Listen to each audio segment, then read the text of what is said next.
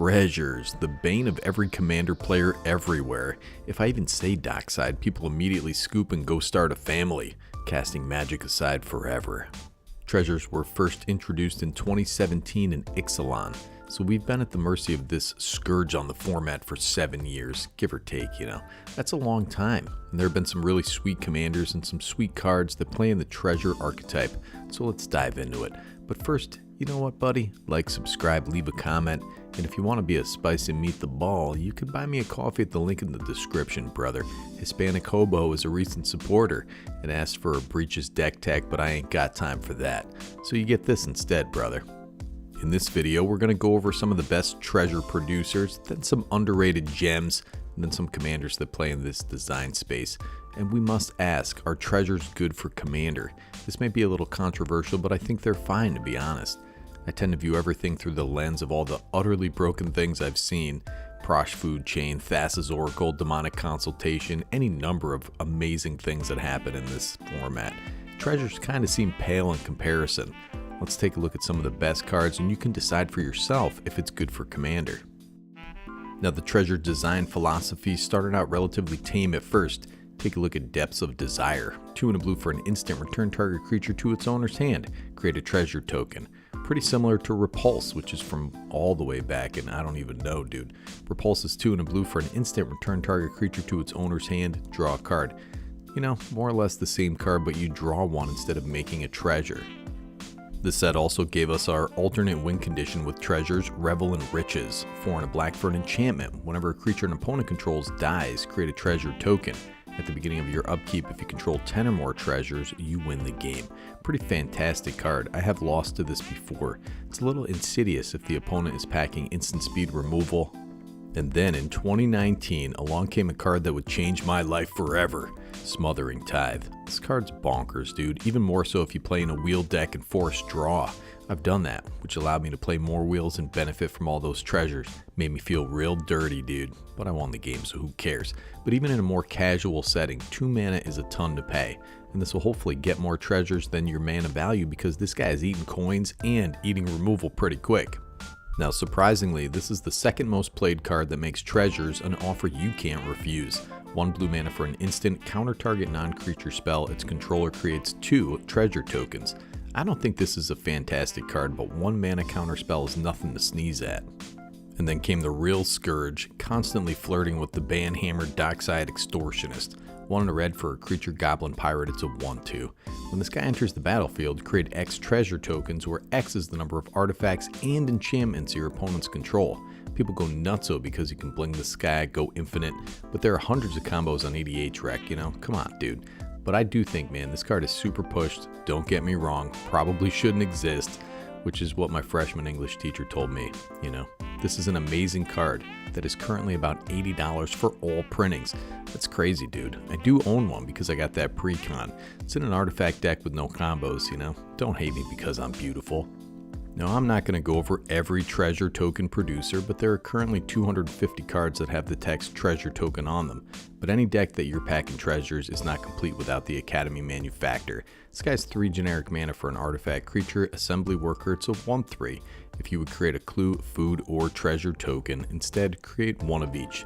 This guy, man, I love how this guy has big arms, but he's also got little arms, little sensitive arms, which hold up little artifacts for him to inspect. Very neat card. If anything your packing cares about any of these tokens, you should probably consider this guy. And you know, I think people really sleep on Zorn. This guy's 2 and a red for a creature elemental. If you would create 1 or more treasure tokens, instead create those tokens plus an additional treasure token. My mother told me to quit watching Zorn, dude, but I can't quit watching this guy. He's so cute. One of the priciest cards from Forgotten Realms.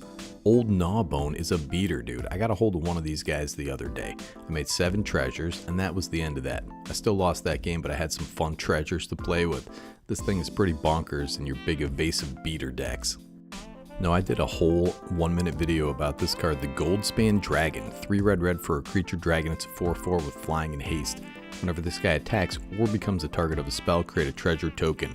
Treasures you have tap, sacrifice this artifact, add 2 mana of any one color. Well. I snagged one after a list and jumpstart printing that knocked the price down to about $10. Now it's $18 again, man. Crazy card in any deck where you're reliably creating treasures. Grim Hireling, 3 and a black for a creature, tiefling rogue. It's a 3/2.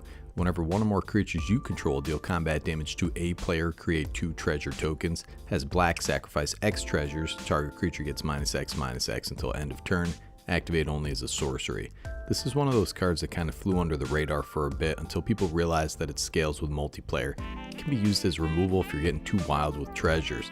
It's such a flavorful card too, solidly centered in the D&D universe. Deadly Dispute, glad this got a reprint in the new Fallout set. 1 and a black for an instant. As an additional cost to cast this spell, sacrifice an artifact creature, draw 2 cards, and create a treasure token.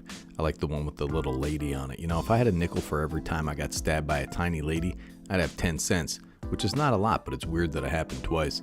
Anywho, this is unparalleled value for 2 mana in your sacrificed decks. And I have seen a bunch of this guy, the Stormkiln Artist, 3 and a red for a creature, dwarf shaman. It's a 2/2. This guy gets +1/+0 for each artifact you control. Has Magecraft. Whenever you cast or copy an instant or sorcery spell, create a treasure token. Nothing like a dwarf with an orb on a Saturday night, brother. Add this tiny lady in from Deadly Dispute and you got a very strange party, but I digress. This Magecraft trigger is fantastic when you're reducing the cost of spells and casting little cantrips. You can just kind of storm off with this guy. Okay, that's enough of the top treasure archetypal cards. Let's delve into some underrated gems, shall we? How about this guy? The Impulsive Pilferer, 1 red mana for a creature, Goblin Pirate. It's a 1/1. When this guy dies, create a treasure token. Encore for 3 and a red. Very simple card. 4 bodies, 5 mana, plus you're making 4 treasures.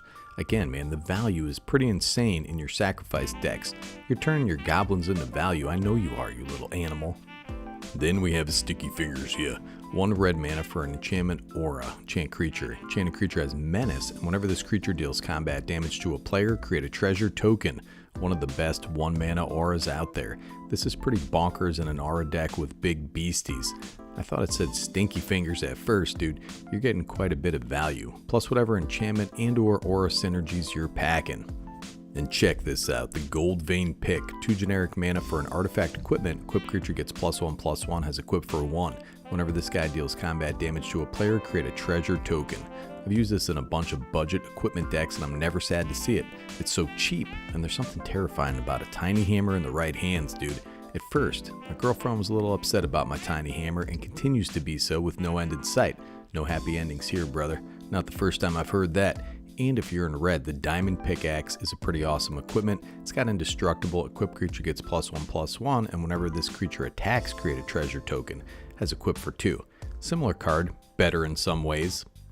Reign of Riches, 3 red for an enchantment. When this enters the battlefield, create 2 treasure tokens. The first spell you cast each turn that mana from a treasure was spent to cast has Cascade. It's a weird sentence. Okay, maybe this isn't under the radar for you, but I never actually read this card or heard of it. I just must have skipped it. I don't know. This card is bonkers, dude. If your commander makes treasures, this is pure value. I had this played against me the other day and I was blown away by the value on this card. It's pricey, about $7 or so. Now I did want to just mention this card because it's a little more narrow, but the prize statue is an artifact for 2 generic mana. When it enters the battlefield or is put into a graveyard from the battlefield, create a treasure token. This is a little niche, but you have plenty of commanders and archetypes where you're sacrificing and recurring artifacts, and this pays for itself in those decks, plus whatever synergy you glean from sacrificing it. Cool card, looks like they toppled the statue of old Nicky G. Now take a look at this guy, the Swashbuckler Extraordinaire. This guy's 2 and a red for a creature, Dragon Rogue Warrior. It's a 2/2. When it enters the battlefield, create a treasure token. Whenever you attack, you may sacrifice 1 or more treasures. When you do, up to that many target creatures gain double strike until end of turn. I love this guy in budget dragon decks. It's better if you have more treasure synergies and treasure producers, but even if he's a lone warrior out there, giving a big beater double strike is plenty good, man. You need an aggressive deck to take full advantage of this. Alright, now we've taken a look at some of the best treasure token producers. We've taken a look at some of the under the radar gems. So let's take a look at some commanders that play in the treasure zone, which is just the ball pit at McDonald's. We call that the treasure zone around here, dude. So far, nothing too egregious except for Dockside and maybe Smothering Tithe. I love this guy. I did an extreme budget deck on him, about $25. Mahadi Emporium Master, 1 black and a red for a legendary creature devil. It's a 3/3. At the beginning of your end step, create a treasure token for each creature that died this turn. He's a cat devil, but they changed his creature type to just devil. Maybe the cat lobby got to him, dude. They got a lot of good lobbyists in the cat world over there. Maybe it was the deep state, brother. This guy is a banger. You use cards like Nadir's Nightblade, which loves when treasures die, and Marionette Master to pay off all those treasures. Who knows? Maybe you're looping treasures in and out, making infinite treasure tokens, brother. Mayhem Devil's riding a damn unicycle. You can't beat that.